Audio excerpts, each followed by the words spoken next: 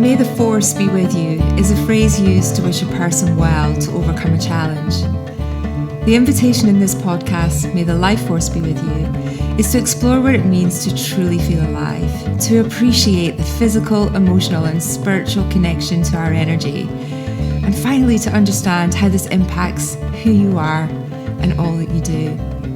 May this conversation inspire you to thrive. This episode of May the Life Force Be With You is brought to you by Moment Company and the Moment Pebble.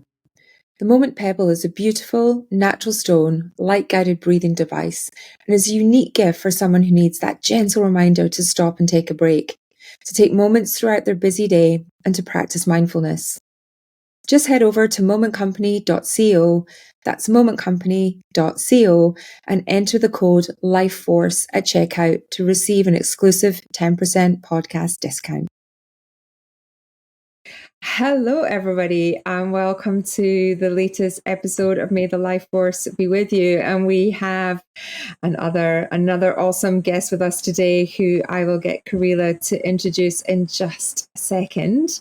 But I guess just to set the scene for this conversation, I'd just like to set the intention that we invite whatever crazy chat comes up today. We invite all positive energy. We literally, as a trio right now, don't have a clue what we're going to talk about. And I love that. And I'm excited by that. So that is our intention today, is to let it flow and see where the conversation takes us. So Karila, over to you.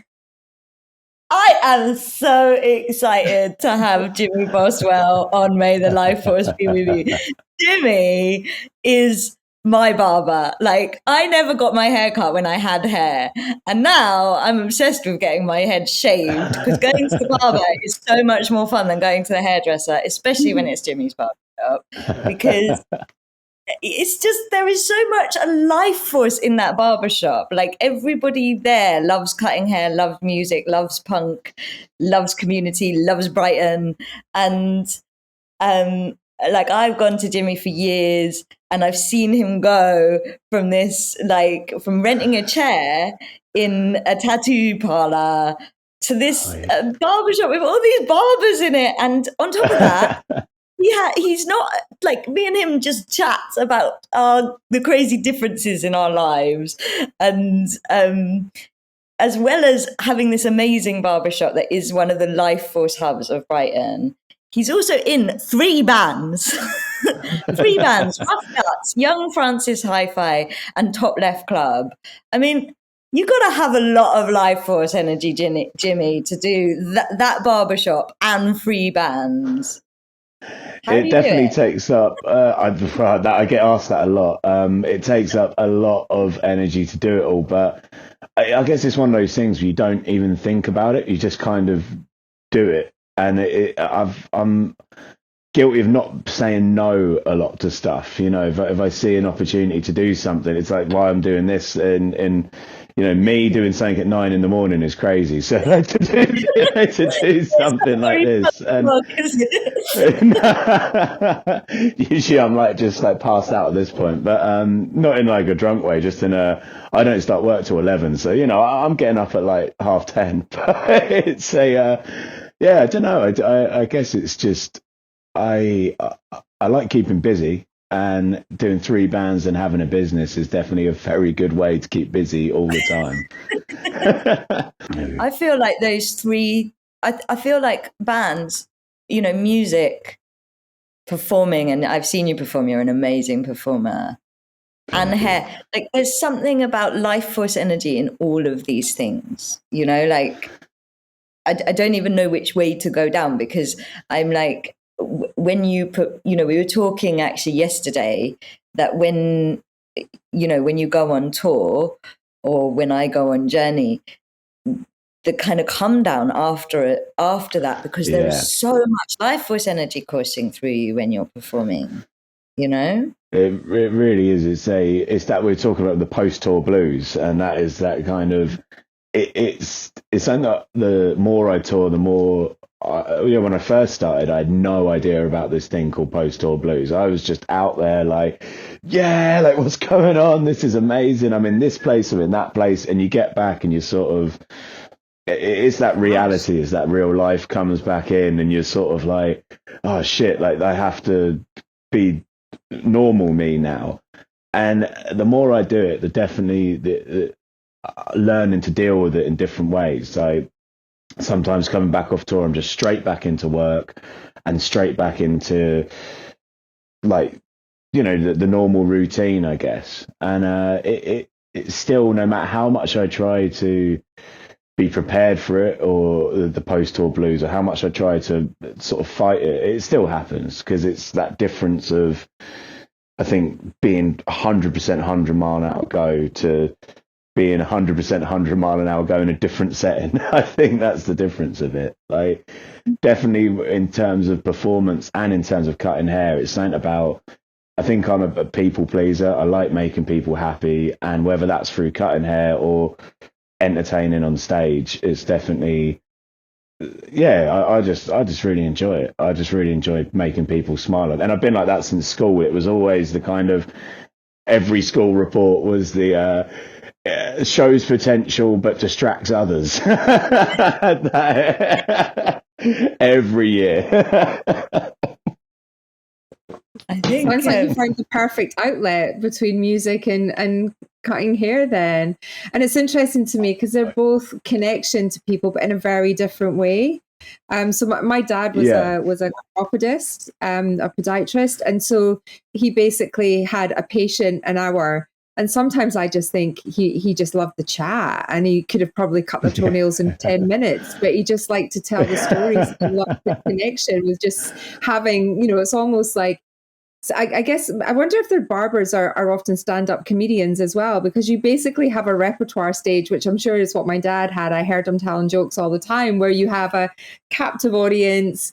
You've got that really personal connection one-to-one that you have with cutting someone hair. It's such a personal thing versus being on stage, and it's a one-to-many connection that you have to have. So it's different kind of energy required. It is a form of entertainment, but actually very different. One's very intimate and one's very that's true en masse, I guess. Or maybe they're both very intimate connection that you have when you're on stage. No, I think you're spot on with that. Like, what, I've never thought of it like that. Yeah, because one is very intimate and the other is a complete different thing. And funny enough, about the stand-up comedy thing you said, over about last year, maybe the year before, I started actually thinking about trying to do stand-up comedy because I thought I chat so much shit at the shop. It's probably good that I get out on the stage and do it somewhere like without the music thing. And I started writing some sort of so much material from the shop. The problem I have is I always forget stuff. Like, so I've actually, funny enough, the last 3 months, what I've been doing is anytime I've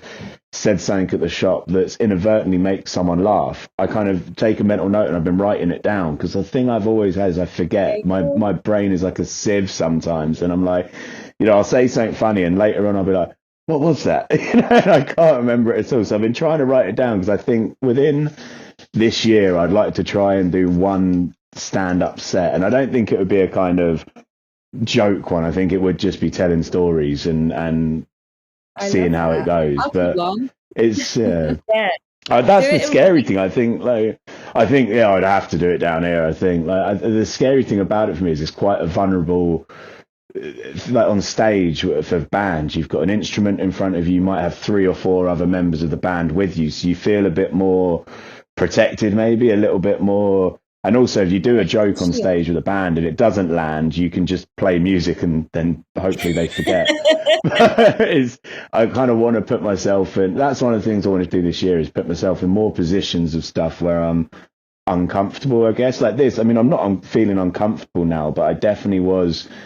I was sort of sitting there last night going, what am I, what have I signed? What is this going to be? And it's, I think I want to just put myself in different positions this year that I wouldn't normally do. I think I'm always striving for that next, I don't know, dopamine hit or something. I think that's sort of what it is. I've done comedy before, I've done stand-up before, and it is terror. Of all of the performance I have done in my life, yeah, I used to run a comedy night in Brighton. Oh my God, I learned something new today. Yeah, it was called. Apparently, I have a thing with film titles because the comedy night that me and my friend used to run was called "If It Bleeds, We Can Kill It," which is These are all good films that you're quoting, though. I like this. Yeah, apparently, that's just what happens with. So I've done it, and it's terrifying. Like, of all of the types of performance, there is something when you do, like, because the feedback, there's no lie in the feedback, people are either going to laugh or they don't. And every comedian is going to have moments where they crash, where they flop. Oh, it yeah. Yeah. And there is this real journey of being vulnerable that happens in comedy that doesn't happen in any other type of performance, because like you say, you can just strum a guitar, or you can just you haven't got that clear intention that you are there to make the audience laugh. Like most other performance, you are there to take them on a journey, and so it's not so black and white, and you also have to get quite an extreme reaction from people on this, which I hadn't thought about, but I actually went to a comedy night here in Australia a few weeks ago, and the guy was a carpet cleaner of the year 2012, so it's actually quite funny. So his jokes were all about carpet cleaner, and he's got into stand-up. But he was saying, he was a friend of my friends, and he was saying afterwards, it's like, unless people actually physically laugh out loud, and he actually made the joke going, unless you guys laugh out loud, I'm dying up here, because you can all be smiling and grinning, but unless there is a really big reaction, you have to get someone to physically laugh out loud, then you don't know they're having a good time. It's a really hard thing to kind of get that engagement. It's like, great, you're all smiling, that doesn't help me. Laugh. Silence is deafening, especially on a stage what I can imagine on a stage like comedy. I mean, it's hard enough if you play, we're playing in bands, and you could do a really good song and you feel like you've put everything into it and you feel like it can be the best you've ever played it, and then just there's one person, it's a bit oh no, what we fucked that one up, haven't we? But there's a definite I think comedy for me is one where I've always thought about doing it. I mean, even though my colleague Buck, who works for me, I mean, he always tells me my jokes are terrible, but I don't listen to him. So he's but I think it's definitely a thing in a barbershop where you've got someone there, and you're saying about your dad sort of could probably do stuff in 10 minutes but makes it longer. I did with your haircut yesterday. It was like we always chat, so I'm like, I could do yours in 10 minutes. Nah, we have a nice chat, I'll put half hour into it, and we'll just. And then it is nice because I learned, I think my favorite thing about my job is meeting new people, and is just learning about people's lives. And it's a unique way to do it. I mean, before this, I used to run pubs, which is a similar, you learn the same thing, but just in a kind of, just with pissed people instead. I mean, maybe in the shop as well. I don't know. I don't know what people do before they come in, but it's definitely... People open up to hairdressers, though. Hey, there's something about the intimacy of your hair being touched that just makes you talk. And I want to go there, but I just want to say that I love that you're choosing to become more vulnerable this year, because I feel like I was thinking about why, when we were talking about the post-tour blues.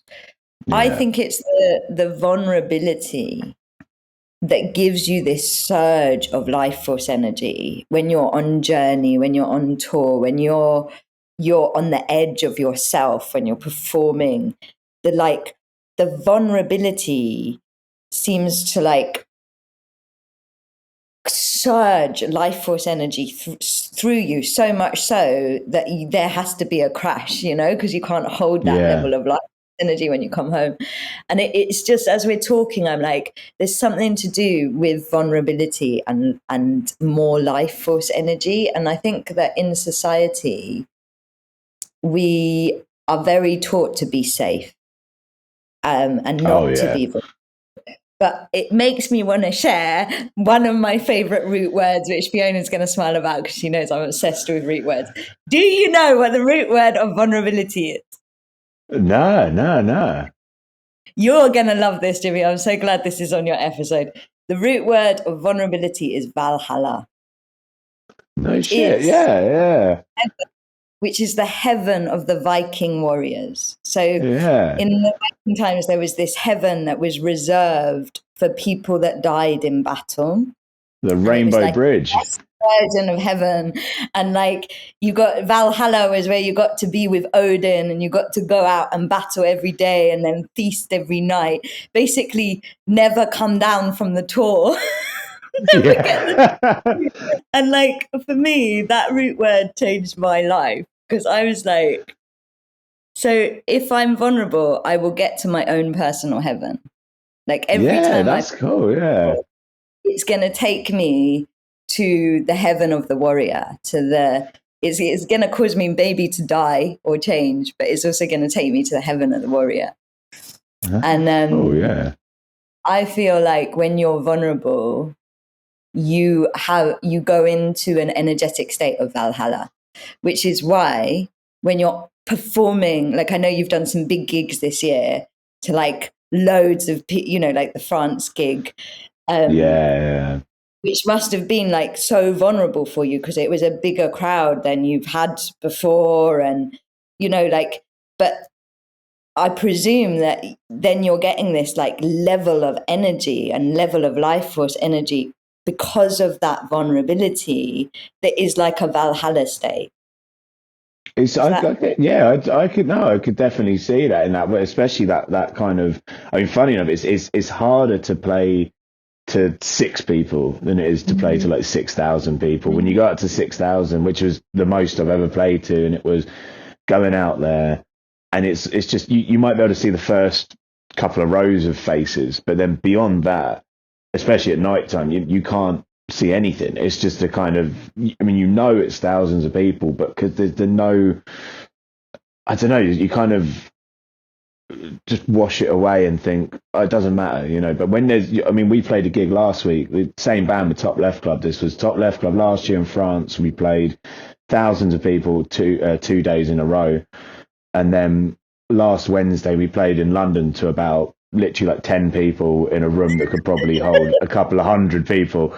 And it's, and you sit there and you head, well, it's a Wednesday night, it's January, it's that, and you kind of justify all these reasons why no one showed up.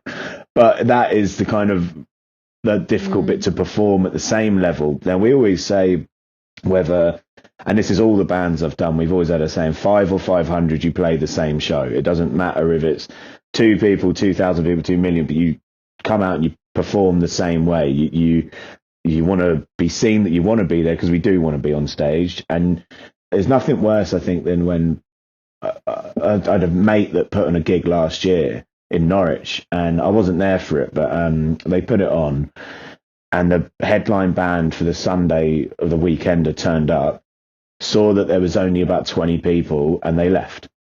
And I just thought, fuck you, man. Like, how can you, these people are paid to see you. Even if it's only 10 people, they've paid to see you. That's their money that they've come out of their house on a cold January night in this term, to come down and see you. So you owe it to them to put everything of yourself on the stage, because that's what they're there for. And I'm a full advocate of, but it is a kind of, when you are getting on stage to 10 people, and you have to go, okay, right, let's pump myself up and do it.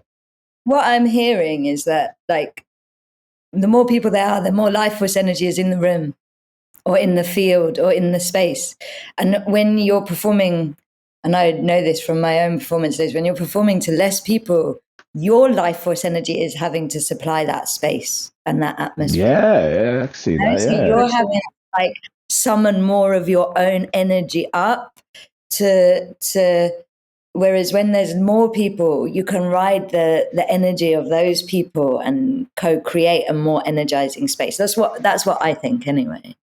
I'd agree with that. Like, I've never thought about it that way, for sure. Like that one in France last year, I remember standing backstage, and we had come up with this whole convoluted intro where there was sort of the rest of the band were doing these moves, and then I come on, and there's a bit in Blues Brothers when he comes out on stage and he's got the briefcase handcuffed to his hand and he gets the harmonica out, and I did that with my synth, and I got the guy that runs our label, and I said to him in French, I speak very little French, but I said, do you know Blues Brothers? He was like, yeah, and I showed him the handcuff and I was like, you unlock this. He's like, yep.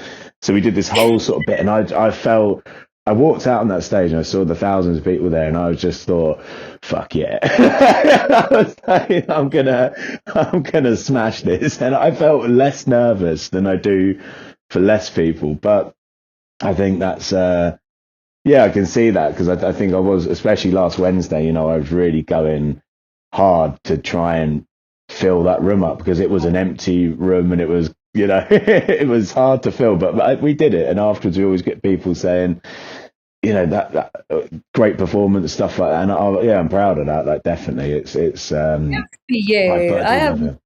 I have a friend who's dead now. He used to write for Kerrang magazine, and he had to leave because he would review people so harshly that like people would come up to him in gigs and like pour beer over him, and like girlfriends, wags would be like, what you did to my boyfriend's band. And he was like, I will not give a band a good review if the performance they did is the same as what I could have listened to on my CD. It was back in the day. Yeah, no, definitely. He was like, if people are paying to go to a gig, there has to be more than what I can listen to at home. Otherwise, they're not getting a review. And so he would have given you a good review. It's harsh, which was hard to get out of him. It was like, if there isn't more than just the music, why are people paying for a gig? It's a show. Like, you have to put on a show. Like, and that's what it is for me. I mean, we record stuff like 10 BPM slower than we play it live, purely so when people see us live, they're like, oh, well, they give that a bit more energy. And it's, that was our bass player that did that. He was like, no, always record it slower so you can play it faster live. And I was like, oh, that's quite a good idea. It makes a bit more energy. I'm actually thinking about what you're saying about reviews. I've got a friend who, he's like this old Swedish guy, and he's like an old punk dude. And he's the only person that gives me honest reviews. One of the things I hate is when you've had a subpar show, maybe something's broken, maybe when you're doing a good show and then an amp breaks, the energy just, it comes straight down, and it's hard to keep it going and make it seem like everything's okay. 5 seconds on stage can feel like 5 minutes, and it's sometimes after you have a bad show and people come up and they go, oh, great show, man, great show. And you're sort of like, well, it wasn't, and it's in my head, I know it wasn't, and I don't feel like I've performed to the best of my ability. So I've got a friend who, after playing sometimes, he will see me and I go, how was that? And he's like, it's okay. And I go, okay. And young Francis, our first bunch of gigs, he saw us probably the first 4 gigs. And the first gig, he went, it is okay, but you need more of this, and this. I thought, okay. So I come back the next show, and he went, a bit better. And it wasn't until about the 4th show where I came up to him afterwards, and he just went, and I got the thumbs up and the nod, and I was like, okay, that was good. I know, he's the only person that gives me honest reviews, and I'd much rather blunt honesty than someone just sort of blowing smoke up my arse for the sake of it, because it's when being on stage, if you fucked it up, it. It's definitely a scary place to be. Do you play and make? Sorry, this is like quite a deep question, but I guess we're on a Life Force Be With You podcast. But do you play? Do you create? What's important for you when you create music? Is it the music, the experience of playing, recording, or is it the live connection? Like, what kind of got you into it in the first place, and what gives you that buzz? For me, it's the live thing for sure. Like, in terms of rehearsal and recording, that's like my least favorite thing to do. I know I have to do it, so I'm cool with doing it. And sometimes rehearsals can be really fun. Sometimes they can be really frustrating. It depends what you're doing. If you're writing or if you're rehearsing a set that you've known for years.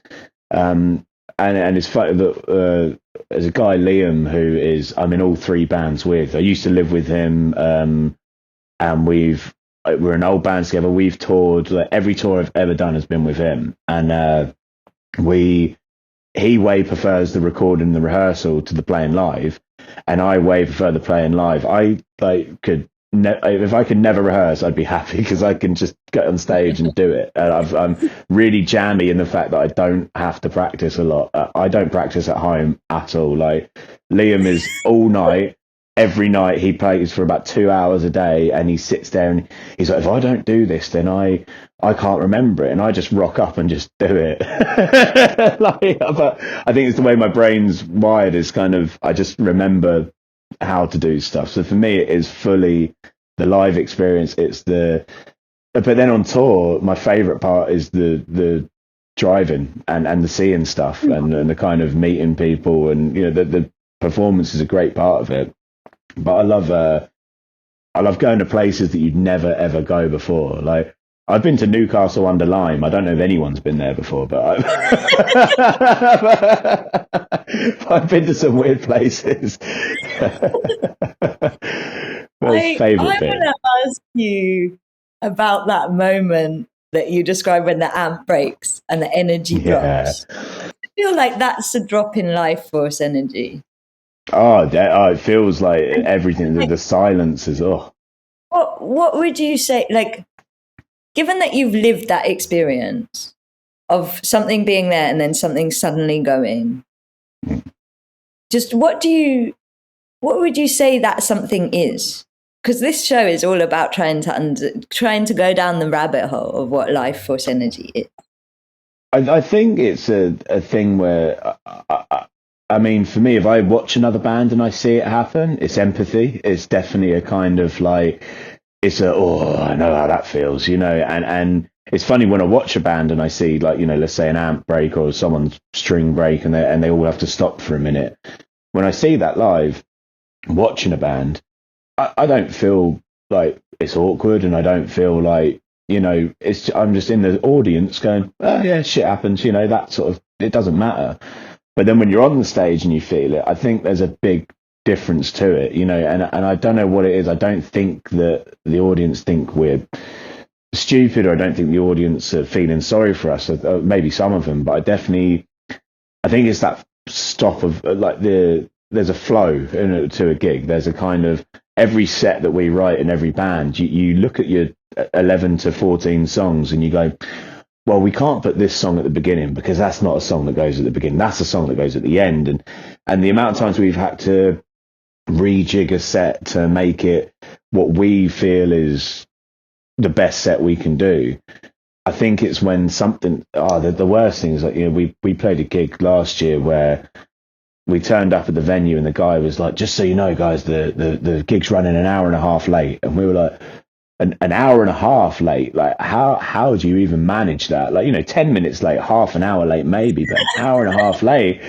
And I said, an hour and a half, mate. I said, how did that happen? And he said, oh, there was a fight earlier. And I was like, what was it? Rocky 12? I was like, how can a fight last 45 minutes, or an hour and a half? I was like, was everyone just sitting there like, that doesn't make sense. Eventually we get on stage and the band before us play, and after 4 songs, the promoter's going, and we were like, cut the music. And we thought, oh, this isn't going to be good, is it? So we got up and we played 4 songs out of 12. And the promoter comes up, no, guys, that's it, set's over. And that, I was pissed off at that, because I was like, you've got us to come down here. We're with a load of friends, but that gig felt weird. It's one of those ones where the second I got there, I thought, this doesn't feel right. Something's off here. Yeah, there's just, no one knew what they were doing. The sound guy, I said to him, oh, you're right, mate, we've got 3 along the front and 2 guitars. And he went, 3 what along the front? I was like, microphones. Like, that's a standard thing in gig life. 2 along the front, 3 along the front. That's what you say for microphones. And he had no clue. And I thought, shit, this is going to be interesting. So the next day we messaged the promoter and we say, hey mate, thanks for yesterday. I don't know why we thanked him. And then said, is there is there any chance we can get some petrol money just because we've driven for this? He said, oh no, there's no money in this gig. And it's not all about money, but petrol, you need money to pay for petrol. And that's something that we're not under no illusion here. We know that we're never going to be millionaires from this. We know we're never going to make any living money. I mean, maybe, it would be amazing. But I think out of realistic, even big bands nowadays, even if you have to tour 9 months a year to make minimum wage as a big band, if you don't have any other job, it's crazy. There's just no, even for bands that are super successful playing massive festivals, there isn't any money in it unless you are mega. But I think that's so sad. And Creel and I have talked about, or sad, I don't know if that's the right word, wrong. It's probably more the right word, because Creel and I have talked about this before around money, and we've actually got a money expert we're going to be talking to in a couple of episodes time. And interesting. Just that exchange, like you're doing something, you're bringing value, you're bringing your energy, you're lifting the room, you're creating, and when you're saying about having that flow of the set, you've thought about how you want someone to feel when when you're playing. You've curated this whole experience. You bloody well should be paid for it. There's an exchange there that should be appropriate to the amount of positivity that you're putting out there and the experience that people are having. I think it's wrong that musicians these days and art in general isn't given more prominence, and we. I blame the digital age in that we expect things for free, but there's a lot of hard work in, driving up to Newcastle upon Lyme that goes into creating.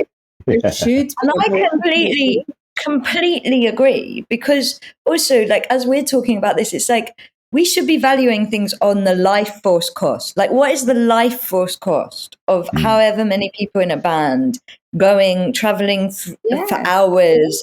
And then, we've just talked about how, like, a performer has to use their life force energy to fill the room. Like, that is, life force is valuable. That's I believe, like, quite a lot of the top performers don't live very long because of how much life force energy they spend on that performance. I mean, God knows how scared I'm still alive. But, like, it's just like we talk a lot on May the Life Force Be With You that your life force is your most precious resource, and to share it with others, like, which happens in all of the arts, like, that is the greatest thing anybody can give to somebody else. It's like wake up their life force energy. And it's like, and in society, like Fiona is saying, we don't value it. Like, we don't want to pay for that. And it's always interesting me, because it does cost, like, petrol costs money, rehearsal costs money, recording costs money, and it isn't like we don't go out there to do this to say, right, we've spent, let's say, I don't know, we spent $1,000 on this recording, so we have to go out and make $1,000 of music, because it doesn't work like that. Those French shows we did last year was probably the highest paid shows we ever did, but once you factor in, we had to spend an extra.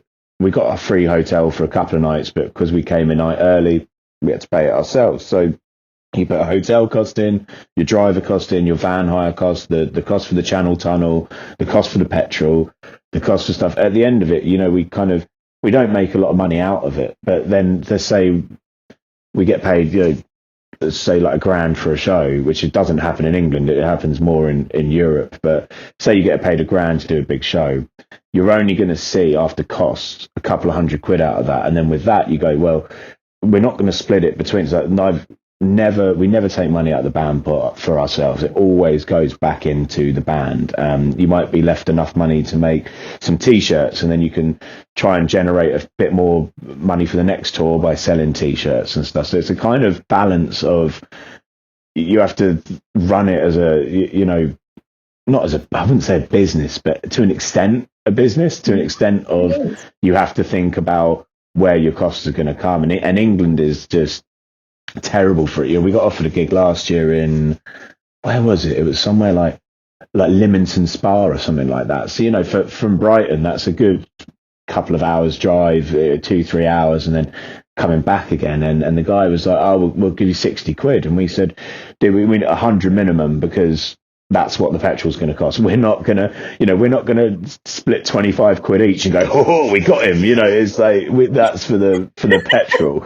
And we said to him, dude, it's going to be 100 quid minimum. And he messaged back saying, oh yeah, don't worry about it then. And we thought, it's okay. Like we won't come up then, but some promoters, most promoters are great. Most promoters are really good, especially there's a guy down in Brighton called Neil Smith who does a night called Stay Sick, and it's kind of the reason I moved to Brighton was his night, because we used to go to it.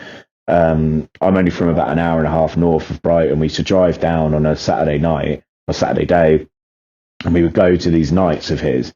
And it's kind of the reason I moved here, because I thought, what am I doing back home? This is where I need to be. This is where stuff's happening. And it was always a dream of mine to play his shows. And now I've done, I don't even know, like maybe 50 of his shows or something over the last, sort of 10 years. And it's, and he's really good for us. He'll pay us to play a hometown show. He'll play us more than pretty much anywhere else in the UK, and at the end he's always like, "Is that okay? Is that enough? Is that?" And you're like, "Yeah, dude, like you don't have to pay us this much, But he is someone that, I think for every really good person, you've probably got about 5 bad. But once you start to know who to play for, that's when it gets a bit easier, a bit more rewarding, not financially, but rewarding in a case of you feel valued. You feel like someone's appreciated you, which obviously everyone likes that, which is so important, because the life force cost is big, which is why you get the blues after. Low life force because you spanked it all. Do you know what I mean? Like that's what the blues are. You blasted it. I do find my life is a lot of kind of I'm trying to, last year I was a lot better at it, is trying to figure out, like, take a step back and go, no, I'm feeling this because of this, I'm feeling that because of that, and sort of being like, and I definitely think that like using up that energy on a tour is, because it's not just even the performance, it's the getting up, you don't, like, people don't see the unglamorous side of it. There's a great meme somewhere and it's like, it says, oh, brilliant, you're in a touring band, you must see so much. And then there's 4 pictures and it's like a motorway, a service station, a toilet, and a really bad backstage room. And you're like, yeah, that's really what it's like. But we love it. Like, we toured Germany last year, and I love Germany. It's somewhere where, I mean, they do the best beer in the world. Everyone's really friendly. Everyone's really kind of up for it, and you get a thing called German compliments, which is one of my favorite things in the world, which is yes, that was a pretty good show, 6 out of 10. And you're kind of like, is that good? I love it. Or one of them was good, was we played with a German band once, and after our set, he comes up to us, he goes, I mean, your sound check, you were shit, but that was okay.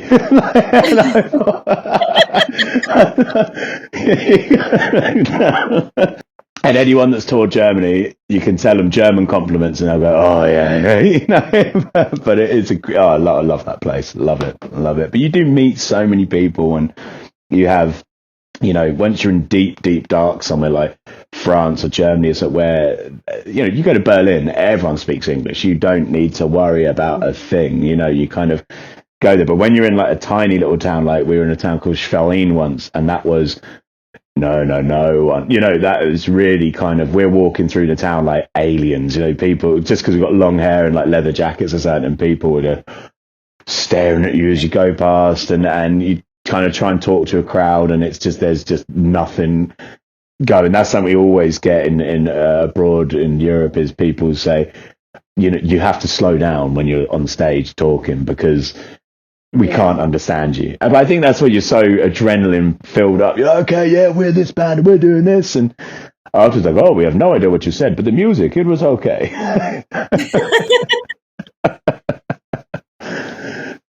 I mean, Jimmy, you're doing all this track, so you're not just gigging in this country. You have 3 bands. You also have Jimmy's, which is like 5 days a week, massively busy, booming, huge business to like, most people can only do one of those things. Like, how do you have the energy to do all 4 of these things? No, I don't even drink caffeine. Like I'm caffeine free. You don't I have think caffeine? no, I just drink water pretty much. Yeah, I don't do caffeine at all. Like I've only just got into chai lattes, but that was like 2 months ago. Oh, spiritual awakening. I was like, Yeah, that's where you were it with a you were chai in there, latte. weren't you? Yeah, you were in there. I remember. It's all starting to I know begin. it's all going now, isn't it? Like this is it. Like, but I've never. I don't know. I think for me, a lot of it was when I was younger. I used to.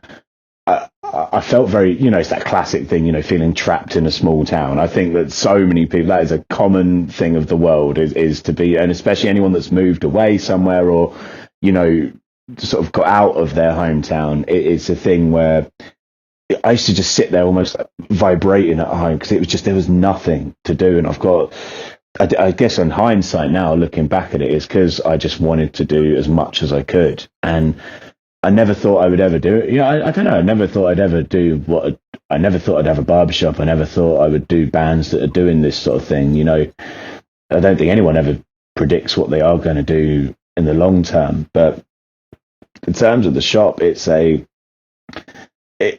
rewarding because you can make people happy. You can change people's days. It's almost like I'm a therapist and a barber. I only get paid for one. But it is I do enjoy talking to people, and also I've got a lot of life experience, and I kind of have sometimes people come in and they can be really down, and then all of a sudden, oh, what's up? And not everyone wants to talk, but it's definitely, I feel like, I mean, it sounds cheesy, but I do feel like if I could, change someone's day, then I've done some sort of good job. Even if it's just one, I enjoy it, and it is a very, very. I'm very lucky to be able to say I love my job because 99% of people cannot say that, and I don't love it all the time because it is a job. I hate it when people. I used to work for a guy and he said, "Oh, barbering's a lifestyle." I was like, "No, it's a fucking job, man. Like, it's like anything. You'll have good days, you'll have bad days, but it's a job. Like, and I think that's." Yeah, it's there's good times and bad times with it, but it's like yesterday, for example, I was worried about it. My cat was in the vets yesterday, and I was pretty worried about her. And I was a bit ill over the weekend, just a little cold, nothing bad, but I was kind of recovering from that yesterday. And I woke up yesterday morning and was like, oh, I do not want to go in today. I just want to stay in bed and do nothing. But once I got there, the first cut, she was a real nervous sort of young queer girl. She's only just come out. She's Indian. She was saying about how she's just had her first tattoo recently and her parents almost disowned her over it. And it was she was a very nervous girl. And I felt a bit shit yesterday morning and felt that she picked up on it a bit. So when she sat down, I just said, look, I just want to warn you, like, I'm not feeling great today. I was like, I've got this on that on. And I think by just saying that to her, she was sort of a bit more like, oh, okay. And then we had a great conversation. And at the end of that haircut, I felt better. She felt better. And like, everyone's a winner, right? It's. I mean, I saw you must have not been long after that. Yeah, a couple of hours after that. Yeah. Like a couple of hours after that. And you were not, like, you were Jimmy. You didn't seem down to me at all. You were on form. Power of conversation, like, yes, it really can help. Yeah. You were vulnerable, and I think being open about it. Yeah, I think a few years ago I probably would have just been arsey. A few years ago I probably just would have had the ump and I would have just got on with it. And I think that's why, it's just trying to change the things. Like I was saying earlier, trying to see the patterns of stuff, trying to see, like, why am I feeling like this? How can I change the way I'm feeling like this? And I do find just opening up about being vulnerable is a good way to get people go, okay. Because, I mean, someone coming in the shop, if you've never been in and you walk in and you see me and Buck, you'd be like, oh my God, who are these bruisers that are behind the chair? But, like, once you get to know us, we're just kind of, I don't know, just normal, people, I guess. But no egos, that's the one thing. Yeah, that's true. I guess not normal, maybe not normal, but I think you have to. I think there's just no overconfident ego. I think everyone needs an ego. I think ego is important in terms of your personality. It's important. It's important in confidence. It's important if you get on stage and don't have an ego, you're not going to get far. It's how you use it. And that's something that I never want to seem up my own arse, and I never want to seem like overconfident. But I think, using an ego in a right way is important. It's just figuring out which way that is, Your openness and your vulnerability kind of going full circle is what makes people have that good experience in that exchange with you, and that's why you put people at ease, because that energy is being exchanged, and you're either coming down to their level so they feel comfortable, or they're maybe matching yours and you're bringing them up. So it's that kind of leveling out of the energy that then kind of invites the conversation and then puts everybody at ease. And that's a real skill. And I definitely feel that that's a real skill that barbers, hairdressers, chiropodists, I would say dentists, but then they've got no one they can talk to back. So, but it's a real skill. That I had can I tell you something terrible about dentists? Yeah. You guys are going to lose it. So apparently, dentists can tell if you give a lot of blowjobs because it creates a dent in the top of your mouth. And I'm like, how many dentists are sitting there with like a married man being like, you definitely give too many blowjobs. My friend, That's not where I expected you to go with that. But also, my sister's ex-husband is a dentist, so I'm going to have to ask him this now if that is true. Give me a shout. Let me know about this, because I don't know if there's a way to tell that from doing hair, but I'll try and figure it out. Oh my God, that is brilliant. That is brilliant. I only found that out recently, and I was like, oh my God, that is too much information. I just think every dentist now, I'm just going to look at them all in a different way. What the dentist knows. Yeah. That's the next podcast. Like, we need a dentist on here, Fiona. Make that happen, don't worry. I know lots of dentists. I do. But yeah, yeah. So I feel like on that bombshell of how do barbers know what they know from your hair, I can't believe that time just flies when we get talking. And oh wow, yeah. Yeah, it really does. And what an amazing conversation. And I can really feel that energy that you must create on stage and in those full and empty rooms and sitting in the barber's chair. So thank you. Thanks so much for sharing all of that and being vulnerable with us and open with us as well. No so worries, yeah, thank you so much for me. It's been an absolute pleasure to talk to you today. Karila, over to you for your question. Yeah, I'd like to just say that I feel like what I've learned from this episode is that conversation gives life force energy. Yeah. And that like the conversing you're doing is in the barbershop, giving you the energy to have 3 bands. And I'm going to keep that with me, because I'm like, next time I need energy, I'm going to go and have a conversation with somebody. So thank you for that. The final question is, who should we speak to next? Oh, that's a good shout. I mean, is this a kind of like anyone that I know sort of thing, or is this a kind of like just we trust the flow? Yeah, I don't know. Interesting question. I reckon get a tattooist on. I reckon get some sort of tattooist. Now there's a lot of people that could Brighton, you're absolutely swamped with tattooists, but I'd say go around and have a little look. I mean, I know so many, but I'm trying to think of any that would be. I don't know. This one, I'm definitely sort of. I think like my mate Danny, but I don't know. He's done a podcast before, and he was like super. He didn't enjoy it, so I don't want to put him through that again. He'd enjoy this one. It's true. I'll have the next time you're in. I'll have a think, because I think a tattoo should be a good one, because that's also a level of vulnerability way beyond a cutting hair. Like, because if you mess up a haircut, that's going to grow back. If you mess up a tattoo, that's pressure. Like, I think I'll have a think, because I know a couple that would mind and soul. Yeah, like real insight. And I think they see. they see people come in and you kind of, you're getting a tattooed and you have to go in with a bit of, maybe some people come in with bravado, maybe some people come in really nervous, maybe, I know I've had different ones for different tattoos, but yeah, I reckon I'll have to think about that, because I know so many, but I'll get back to you on that one. I'm going to have a think about tattoos to get on, and I'll give you a text about it, because once I know the perfect, nothing's springing to mind at the moment, but once I know the perfect one, I think I'll know it, I think that'd be the one, because tattooing and barbering, there's an old saying, those people who can't tattoo, barber. So I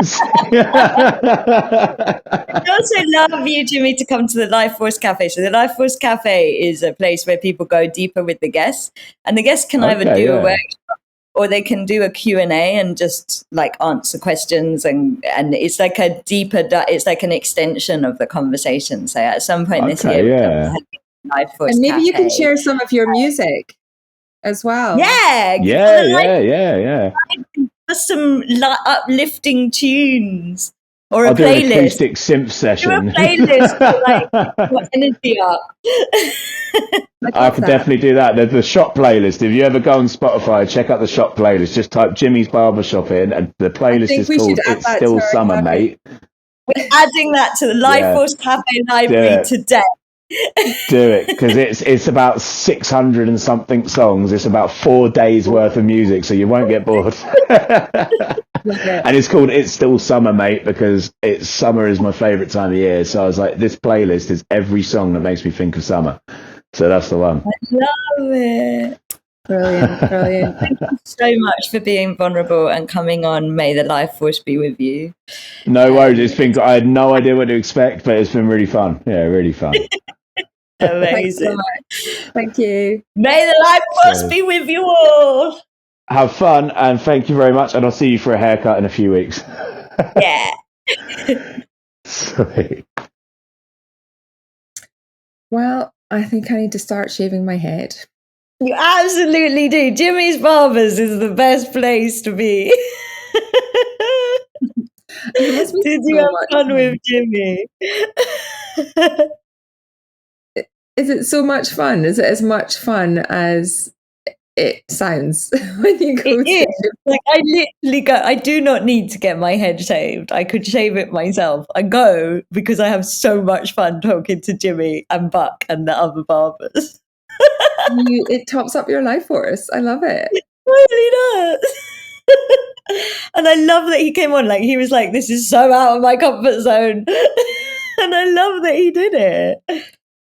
But then what he said about, vulnerability, energy that you pick up from, other people when you're in that crowd and you're on the stage, but also then how you have to give so much when on tour and give so much so that you can create that atmosphere, that, electricity. You literally are charging the power in the room. You know what it's like when you go to a gig and everybody's just in the same vibe together. It's magic. It takes a lot to create that. Yeah, and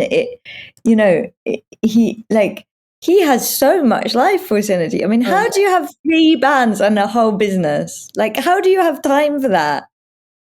No, it's so special. That is for sure. And so we'll need to make sure that we share access to his music to everybody. Yeah, I love his playlist as well. It's like, what was it? It's like, this is still summer. Something like that in the Life Force Cafe. Yes. Just on sort of closing reflection, it's so interesting when you meet people that literally do have that. He says he loves summer, like kind of ray of sunshine that goes with him. You talk about a vibe and the energy that people bring into a room, and you get the vampires who suck the energy out, or you get the givers, and Jimmy's definitely a giver. Oh my God, he is such a giver. It's just like he is Jimmy, the ray of sunshine, the punk rock ray of sunshine. It's brilliant. Well, thanks for bringing the singing barber to our podcast. It was so much fun, and we'll see you all again soon, everyone. May the Life Force be with you. We hope this conversation has topped up your life force energy. If it has, then please help us spread the life force. Like, share, subscribe, all of that. and may the life force be with all of us.